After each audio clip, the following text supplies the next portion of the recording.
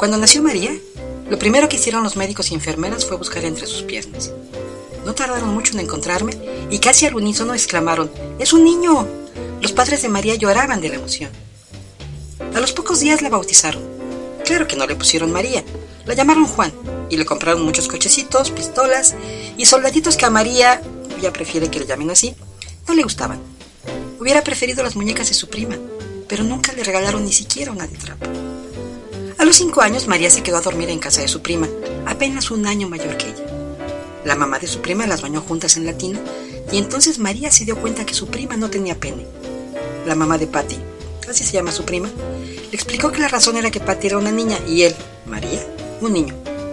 Hasta ese momento María estaba convencida de ser una niña y no entendía por qué le regalaban soldaditos y la vestían con pantalones como a su hermano y no le daban muñecas y vestidos como a su prima. A partir de ese día comenzaron mis dificultades. María me odiaba, me consideraba culpable de todas sus desdichas. Un día, poco después de cumplir los 8 años, quiso expulsarme de su cuerpo. Para ello usó una regla de plástico y estuvo duro y dale hasta que me hizo sangrar. Cuando su mamá se dio cuenta, le puso una regañiza de aquellas y él hizo prometer que nunca más me haría daño. Así fue. No se volvió a meter conmigo. Vamos, ni siquiera me volteaba a ver.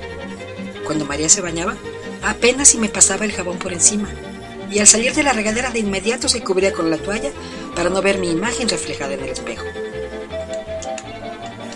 En la adolescencia María se puso de un humor de los 1000 demonios, sobre todo cuando le empezó a salir el bigote y le comenzó a cambiar la voz. La primera vez que al despertar notó que yo estaba duro y firme, se enojó tanto que me agarró a cachetadas hasta que volví a mi posición de reposo. Otra mañana, cuando se descubrió mojada al amanecer, se metió a bañar inmediatamente. Se estuvo como media hora bajo la regadera y en todo ese tiempo no dejó de llorar. Por esas fechas, María se acercó con un grupo de mujeres transexuales que se dedicaban al trabajo sexual. Les preguntó que cómo le hacían para tener ese cuerpo y le hablaron de las hormonas. A escondidas de sus papás, empezó a tomar hormonas. Eso acabó en buena medida con mis erecciones matutinas y con las eyaculaciones nocturnas. Confieso que empezaba a sentirme un verdadero fracasado, un completo inútil, incapaz de cumplir con algunas de mis funciones más importantes cuando apenas comenzaba a hacerlo. Y luego el pavor al escuchar que le decía a sus amigas transexuales que un día se metería al quirófano para que le quitaran esa cosa que le colgaba entre las piernas. Así se refería a mí la muy ingrata. Después empezó a poner ropa de mujer y salía con algunas de sus amigas. Todo esto, claro, a escondidas de sus papás. Cuando se ponía pantalones ajustados era horrible. Me jalaba hasta atrás, me aprisionaba y luego ponía una prenda súper ajustada que no me permitía el menor movimiento. Un buen día, poco antes de que María entrara a la universidad, sus papás la descubrieron vestida con ropas de mujer. Su padre le gritó y la insultó, pero su mamá, cariñosa, se acercó para preguntarle por qué lo hacía. María le contó que siempre se había sentido una mujer y que disfrutaba mucho cuando se veía en el espejo como una mujer. Juntas, María y su mamá buscaron ayuda con especialistas. Un sexólogo les habló de la transexualidad. Le dijo a María que se olvidara de las dosis de hormonas que estaba tomando y le recomendó algo menos agresivo.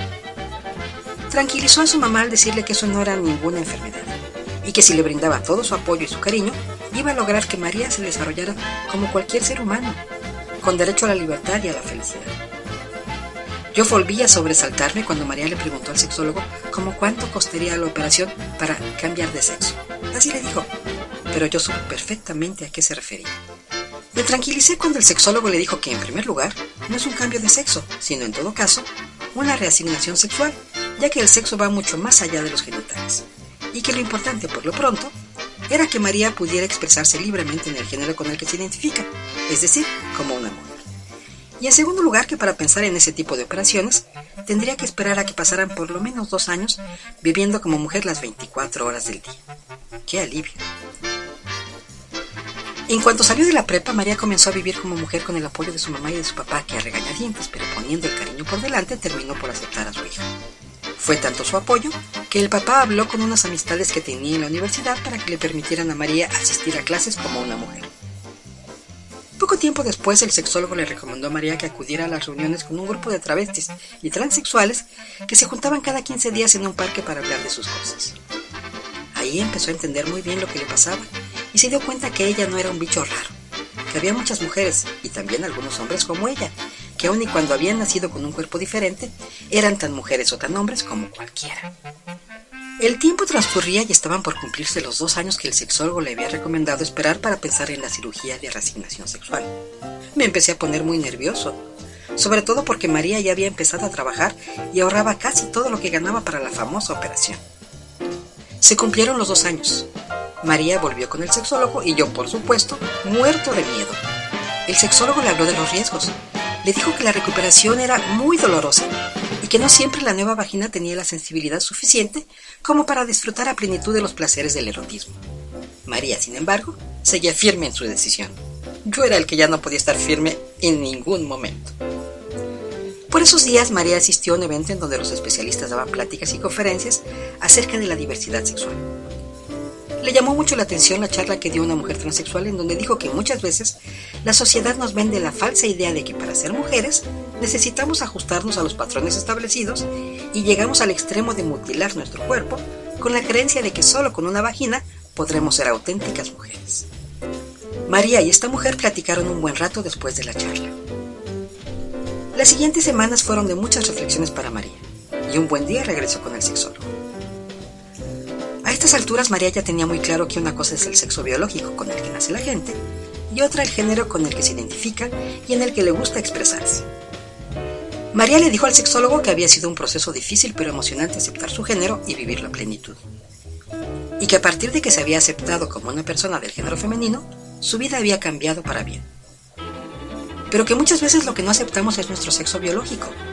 Y con tal de darle gusto a la sociedad que exige hombres con pene y mujeres con vagina, atentamos contra nuestro cuerpo. Le dijo también que así como ella había aceptado su género y lo disfrutaba plenamente, así también estaba dispuesta a aceptar su cuerpo y a disfrutarlo plenamente. Esa noche me sentí el pene más feliz del mundo. María se desnudó frente al espejo y me miró. Y no solo me miró, me comenzó a hablar y me comenzó a tocar. Y me pidió perdón por haber querido deshacerse de mí y por haberme odiado injustamente. Y me dijo que la solución no estaba en castrarse, sino en acabar con la castración mental de la sociedad que no termina de entender que ser hombre o ser mujer no es algo que pase por la genitalidad. A partir de ese momento María se sintió feliz y orgullosa de su cuerpo, así como se sentía feliz y orgullosa de su género. Y yo, por supuesto, queriendo mucho a esta bella mujer que dejó de avergonzarse por mi causa. Se me olvidaba decir que con el dinero que María había ahorrado para la operación, se compró un cochecito y se le puede ver feliz y contenta por las calles de la ciudad sintiéndose más libre que nunca.